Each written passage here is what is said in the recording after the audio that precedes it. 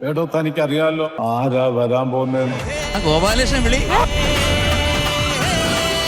വന്നിരിക്കുന്നത് അവന്റെയൊക്കെ തന്തൻ. More than ഒരു actor ഞാൻ പറയുമ്പോൾ ഒരു എന്റർടൈനർ എന്ന് തീർച്ചയായിട്ടും പറയാൻ പറ്റും. അവൻ ഈ ഫീൽഡിൽ നല്ല എക്സ്പീരിയൻസ് ഉണ്ടെന്ന് സാർ. ദിലീപ് മതിയെന്ന എല്ലാവർക്കും.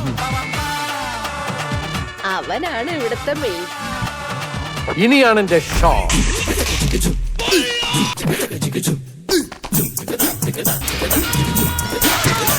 ദിലീപേട്ടൻ ഓപ്പോസിറ്റ് വന്നു കഴിഞ്ഞു കഴിഞ്ഞാൽ ദിലീപേട്ടന്റെ കയ്യിൽ നിന്ന് എന്താണോ വരുന്നത് നമുക്ക് എക്സ്പെക്ട് ചെയ്യാൻ പറ്റില്ല.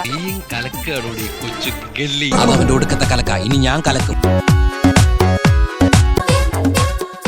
ഇന്ത്യയിൽ തന്നെ ഇത്രയും ഹ്യൂമർ ടൈമിംഗ് ഉള്ള ഒരു നടനെ നമുക്ക് കാണാൻ പറ്റും എന്നുള്ളത് സംശയമാണ്.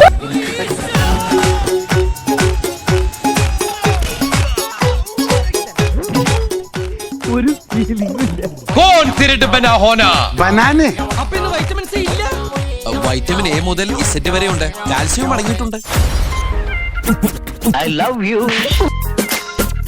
സ്നേഹം ഭ്രാന്താണെങ്കിൽ ഇഷ്ടം വട്ടാണെങ്കിൽ yes I am mad with love. വഴക്കിട്ടും ചിരിച്ചും കളിച്ചും തന്റെ കൂടെ കുറെ നാൾ നടന്നപ്പോ തന്നോട് അല്പം ഇഷ്ടം തോന്നിപ്പോയി.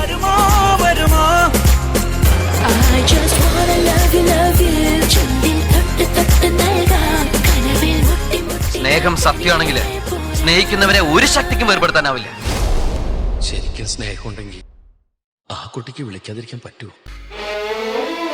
ജീവിതത്തിന് വലിയൊരു കുഴപ്പമുണ്ടേട്ടാ. തോൽക്കുന്നത് നമ്മൾ അറിയത്തില്ല, അറിഞ്ഞാലും സമ്മതിക്കത്തില്ല. വാശിക്ക് അങ്ങോട്ട് തോറ്റോണ്ടേയിരിക്കും. മുന്നില് ഒരു വെട്ടം കണ്ടിരുന്നു, പക്ഷെ ഇപ്പൊ പരിഹസിക്കരുത്. കടലിൻ പുഞ്ചിരി പൊൻതിരമാല, മണ്ണിൻ പുഞ്ചിരി പൂവ്, കടലിൻ പുഞ്ചിരി പൊൻതിരമാല.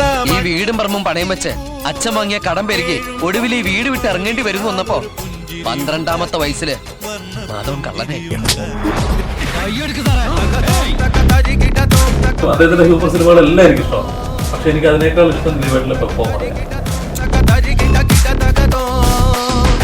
അദ്ദേഹത്തിന്റെ ഒരു 50% പോലും എക്സ്പ്ലോർ ചെയ്തിട്ടില്ല ആസ് ആൻ ആക്ടർ.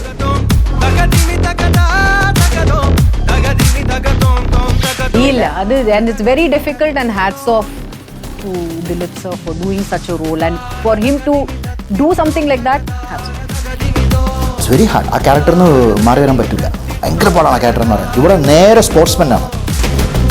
ദിലീപ് ഓരോ സിനിമയിലും ഹെയർ സ്റ്റൈൽ മാറ്റും, ഡ്രസ്സിങ് മാറ്റും, ഫേസ് തന്നെ മാറ്റി കളയുമല്ലോ. അങ്ങനെയൊക്കെ ചെയ്യുന്ന വളരെ ബുദ്ധിപൂർവ്വം സിനിമയെ അപ്രോച്ച് ചെയ്യുന്ന ഒരാളാണ് Dileep. He has such a larger than life presence, and to top that, he's a world class actor.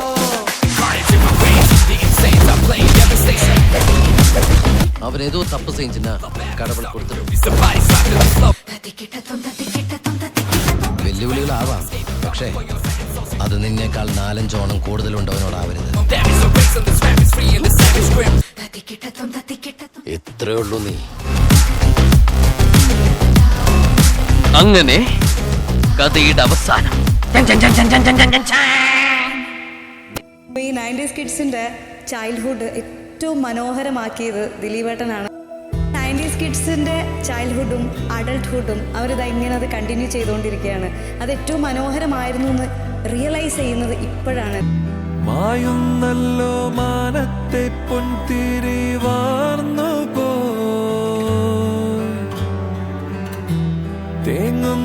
ഒരു പകർന്നാട്ടുണ്ടല്ലോ, ഒരു റിയൽ മാൻ വേറെ രീതിയിലേക്ക് മാറുന്ന ഒരവസ്ഥ.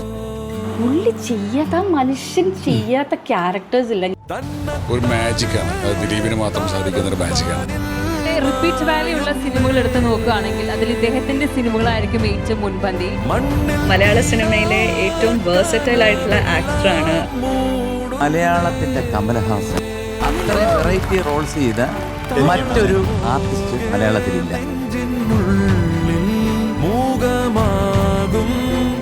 മലയാള സിനിമയിൽ ചെയ്ത പടങ്ങളും വിജയങ്ങളും വെച്ച് നോക്കുമ്പോൾ മലയാള സിനിമ എന്നല്ല ഇന്ത്യൻ സിനിമയിൽ ആവറേജിൽ ഏറ്റവും കൂടുതൽ ഹിറ്റ് കൊടുത്തിട്ടുള്ള ഏറ്റവും ഹൈലൈറ്റുള്ള നടൻ ദിലീപാണ്.